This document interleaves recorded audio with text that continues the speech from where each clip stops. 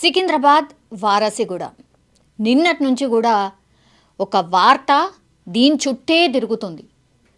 Actually ఇందులో మెయిన్గా ఏం జరిగింది అంటే ఇక్కడ కనిపిస్తోంది అందరు కూడా ఆడపిల్లలు మాత్రమే కనిపిస్తున్నారు.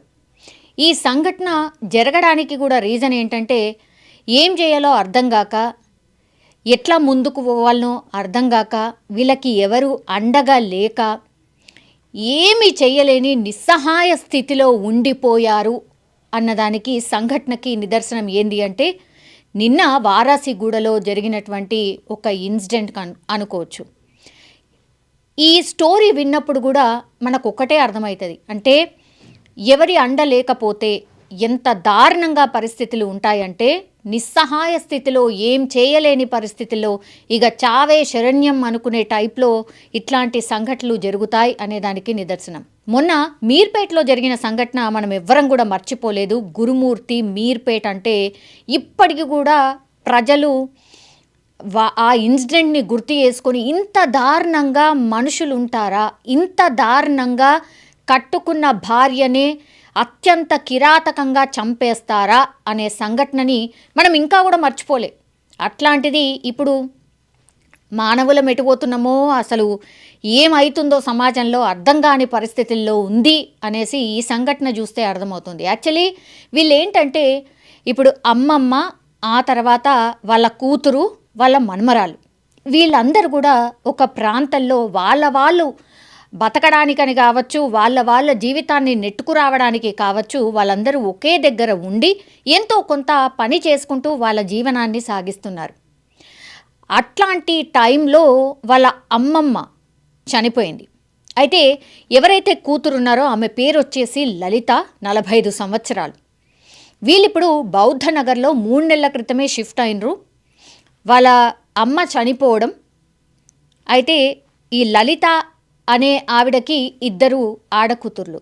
వాళ్ళిద్దరే పాపం అంతో కొంతో వాళ్ళ జీవనం సాగించడానికని చిన్న చిన్న జాబులు చేసుకుంటూ, ఒక ఆమె గార్మెంట్ దుకాణంలో పనిచేస్తోంది, ఇంకొక ఆమె ఈవెంట్ దాంట్లో ఎంతో కొంత సహాయంగా పనిచేస్తోంది. సో వాళ్ళకు వచ్చేది చాలా మినిమం శాలరీస్ అనుకోవచ్చు.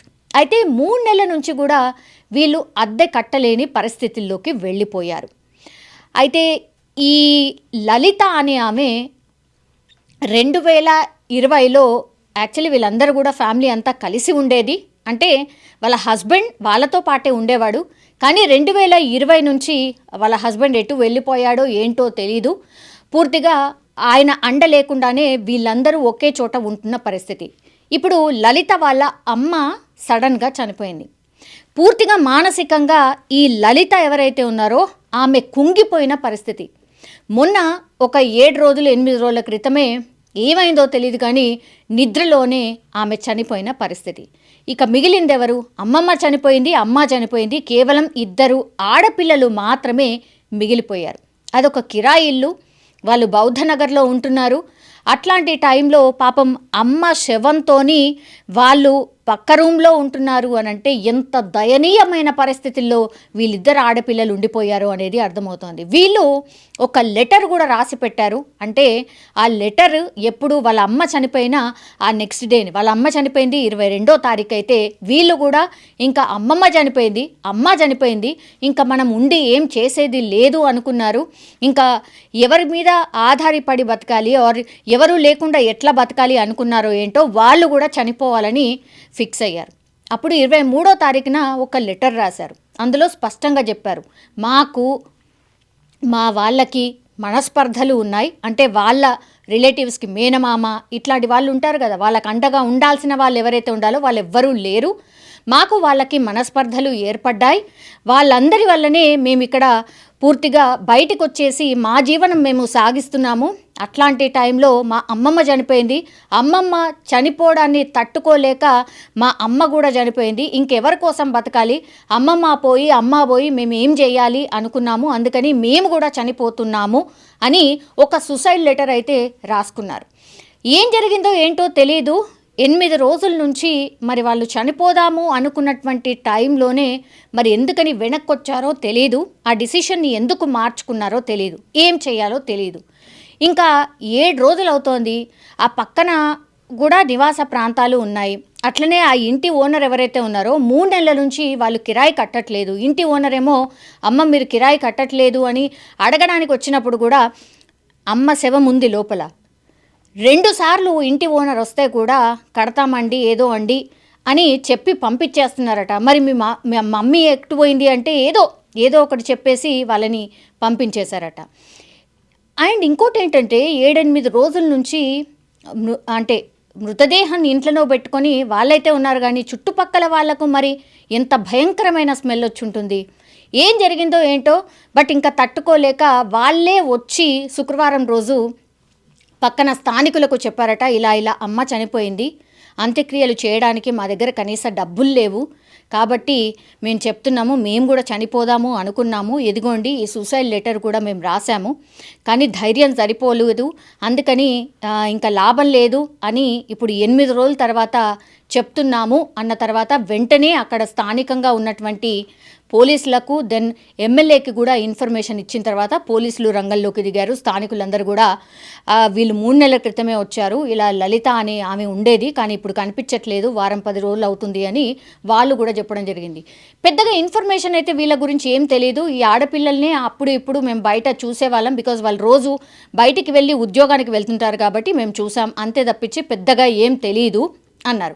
అండ్ అంటే నార్మల్ పర్సన్ లాగానే బిహేవ్ చేశారు, కానీ వీళ్ళకి ఏమీ పెద్ద అంటే వాళ్ళకేదో మానసికంగా ఏదో కుంగిపోయారనో లేకపోతే ఏదో అయ్యిందన్నది మాత్రం ఎక్కడ కూడా కనిపించట్లేదు. వీళ్ళ ఇద్దరిని చూసినప్పటికీ కూడా నార్మల్గానే కనిపించారు అని స్థానికులు చెప్తున్న పరిస్థితి అయితే కనిపిస్తోంది.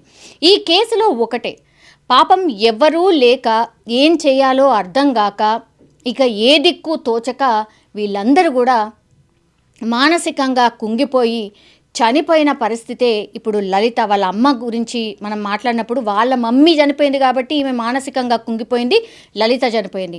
ఆ తర్వాత వీళ్ళిద్దరు చనిపోయిన తర్వాత వీళ్ళిద్దరికి ఆడపిల్లలకు ఏం అర్థం కాలేదు, ఇంకా మనకెవరూ లేరనుకున్నారు, అందుకని సూసైడ్ చేసుకుందాం అనుకున్నారు.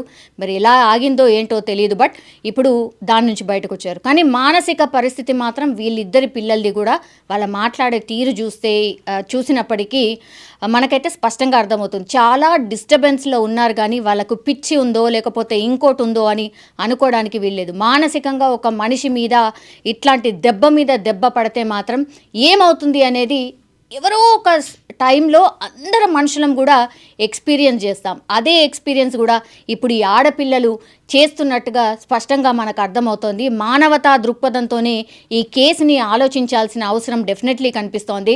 అంత్యక్రియలకు మినిమం ఎంత ఖర్చు అవుతుందో మనకు తెలియని విషయం కాదు. అండ్ ఇంకోటి ఏంటి, ఒక మనిషి చనిపోయిందంటే ఆ ఓనర్ ఎట్లా ట్రీట్ చేస్తాడో అనేది కూడా మనం ఇక్కడ మర్చిపోవద్దు. ఇవన్నిటినీ ఆలోచించే పాపం ఆడపిల్లలు నిస్సహాయ స్థితిలో ఉండిపోయారు ఈ కేసులో అనేది అర్థమవుతోంది. ఇంకా రకరకాల వార్తలు వస్తున్నాయి, వాళ్ళు చాలా అగ్రెసివ్గా మాట్లాడుతున్నారు, మీరే అంతా చేశారు అని కొంత మీడియా మీద కూడా మాట్లాడడం మనం చూస్తూ ఉన్నాం. కానీ వాళ్ళ మానసిక పరిస్థితిని మనం అర్థం చేసుకోవాల్సిన అవసరం డెఫినెట్లీ ఉంది.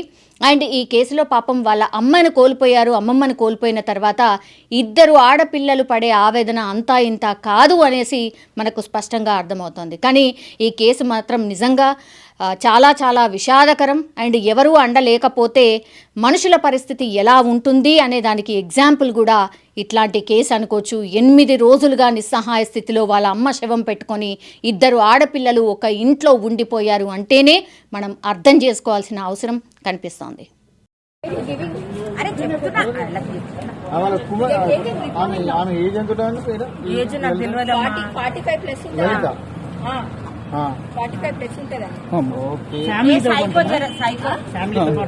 Wife and 2 daughters. Mother 2 daughters. Daughters పేర్లు ఏంటి? రేణుక, ఇంకొక ఆమె పేరు తెలియదు నాకు. మీరండి బిల్డింగ్ ఓనర్స్. అసలు మీ ఎట్లా బయటకు విషయం ఎట్లా వచ్చింది? 2 months ఇప్పుడు వీళ్ళు పోయి వీళ్ళే పోలీస్ కి చెప్పినారంట మా మదర్ చనిపోయిందని. 2 కుక్కలు, వాళ్ళు డోర్లే తీయరు కుక్కలు ఒకటే వరుతుంటాయి. ఇప్పుడు డాగ్లు ఎందుకు పెంచుకున్నారంటే కైలా బారవ శంకర్ అని నమ్ముతారు. సైకో ఉందండి వాళ్ళ శంకర్ ఆ శంకర్ వాళ్ళు స్పిరిట్ యానిమల్ డాగ్ అని డాగ్ ని ఏం తిట్టదు చేయదు, డాగ్ ని పెంచుకుంటున్నారు. బట్ డాగ్ ని